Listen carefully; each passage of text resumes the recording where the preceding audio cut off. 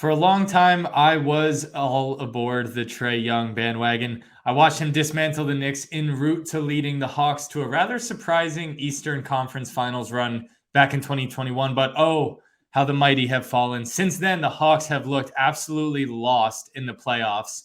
And as of recording, it's looking like they're destined for a second straight first round exit. Not to mention coaching changes, the addition of a rising star, Dejounte Murray, that never felt like a good fit. All that said, there's lots of blame to go around this Atlanta Hawks organization right now, but it certainly feels as though Trae Young will get a lot of the finger pointing, although some of that finger pointing will not be coming from my good friend Jason Cole, who can't guard me. So let's just get right into it. You're still on the Trae Young bandwagon. You think you can win with this guy. Explain yourself. It isn't a bandwagon, man. Come on. Listen, any player under 6 feet that can show you he can, on a consistent basis, average 25 and 9. What else? Come on. That means he needs some pieces around him. I'm not saying they don't have the pieces now, but you gotta say something positive there.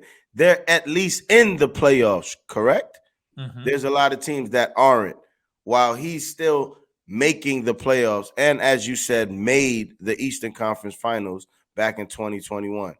That's what you said.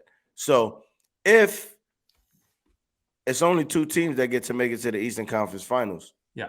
Right? So he was there 2 years ago. Mm-hmm. He's back in the playoffs. They're not finished, right? They're playing right now. Mm-hmm. They just won a game. Mm-hmm. They didn't get swept, and they're led by none other than Trae Young. Okay. My turn? Yeah, we waiting. So I'm not a Trae Young guy anymore. And I think what I mean by that is, yeah, I do think you can win with Trae Young. But what he's a superstar who has absolutely massive trade-offs. You give up historically bad numbers on the defensive end when you have Trae Young, because he is so hard to hide on the defensive end of the floor, and he still does make a lot of mistakes that don't have anything to do with his size. I know he's not built to be a great defender, but there are things that he does that don't make up for his lack of size. That guys in the past... Size doesn't mean anything. You could be a great defender and be the smallest guy on the court. Exactly, but he's not that. And in fact, he's the opposite. So My thing about Trae Young is that you can win with him, but your margin for error has to be so small. And you have to surround him with other guys who can really not just hide him on defense, but really be productive off the ball players. So my point is, Trae Young will only be as good as what you surround him with, if that makes sense. That's fine, because there's a bunch of other guys in the league too that has a huge number of trade-offs, as you say. Mm-hmm. You want to know? You want to name one? Luka Doncic. He is a liability on defense, right or wrong. Correct. Okay, but are you saying to me, Luka Doncic, the same things that you're saying about Trae Young? No, but I also think Luka Doncic is a far better player than Trae Young. That's a fact, but they are very young, Hank. They just got here. They are. And the thing about Luka is, at least Luka's big enough where he's just going to like accidentally block some shots and accidentally get some steals. Trae Young he's not small. He's tiny. He's like not going to accidentally get a block or a steal. Yeah, Trae Young not accidentally blocking shots, bro. Does Trae Young, how many blocks does Trae Young have in his NBA career? All right. How many steals does he have, though? Good amount. He be playing defense. Stop playing, man. Good amount. But my point is, so here's something I read. There's a great website that has these very fascinating, well-documented stats. And they have this thing, I don't know if it's called the drip or the D-rip, but we'll call it the drip. It's basically just an ultimate derivative NBA plus-minus rating that they use specifically on the defensive end of the floor. Trae Young was the worst NBA player in drip rating this past season.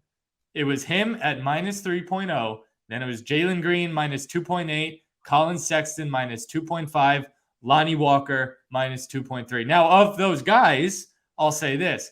Trae Young is the only one of those guys that I still would take on my team despite really poor defense. But that's my point about Trae Young. When we talk about how bad he is on the defensive end, let's not act like this is James Harden bad. No, this is worse than James Harden. Far, far, far worse. Okay. He's a liability on defense, but listen, he's getting other guys involved. Tell me, would Clint Capella average what he averages on another team?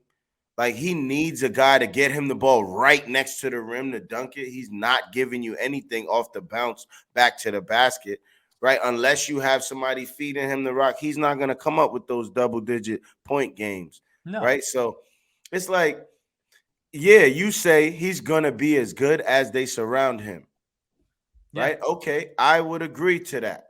But you don't write him off right now. No. I'm not He's saying just getting started. I'm just saying let's understand like what Trae Young is. I'm not saying you write him off, but understand what type of superstar he is and understand what you need to surround that type of superstar with to go to the finals. Now, they made it to the conference finals in 2021.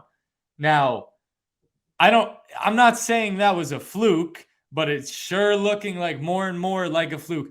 If it was a fluke, then the chip from that year was a fluke too. I mean, was that the bubble? No, it was the year after the bubble. Oh, okay. They played the Knicks in the first round. Okay. They played the Sixers in the second round. Okay. And then lost to the eventual champion Milwaukee Bucks. There you go. The Bucks won the chip that year. Okay. Stop it. So listen, you do bring up a good point though. Trae Young is as good of a passer, in my opinion, as they come. And I learned something yesterday from a friend of the show, Jim Jones. He said the most gangster thing you can do is take care of your kids. Take care of your family. Kids. And Trae Young does a good job taking care of his teammates and getting them open shots. I have no complaints with that because personally, I love his game. You know, I've always loved his game. Remember last year we were watching him or 2 years ago watching him in the playoffs, and every time he made you used to do this all the time. Ice Trae the gang. We were doing our little Ice Trae shit, but you know, I just think Trae Young has told us who he is as a player and what type of team you need to surround him with in order for them to go far. And dare I say, that team that they made to the conference finals with, that was a much better constructed team. I'm not saying it was a better team, but it was a more well-constructed team for Trae Young and for that. Understood. Yeah. But I will say this. Players develop. Yes. Right? We saw Giannis when he first came in the league, what he looked like, and we see Giannis now. It's a huge difference. Yeah. Okay. I'm just saying, Trae Young just getting started, right? He just had a child. He just got married. He's a pro now, right? He's getting seasoned. He's like 22 or 23, right? Yeah, he's young. Wow. You know, like when he's 28, 29, how mature is his game going to be? He's averaging 25 and 10 now. What's it going to be 5-6 years from now? Yeah. Those numbers are going to be astronomical. And you're going to want that leading your team. I'll tell you that. Because he'll be a vet, seasoned, already have tasted the Eastern Conference Finals. So that's just a bare minimum for him. He got to get there now. You know? You can't say you want to taste something if you ain't never had it before, you know? Right, for sure. All right, that said, go drop a comment. Let us know if you still think you can win a championship with Trae Young as your centerpiece. Let us know.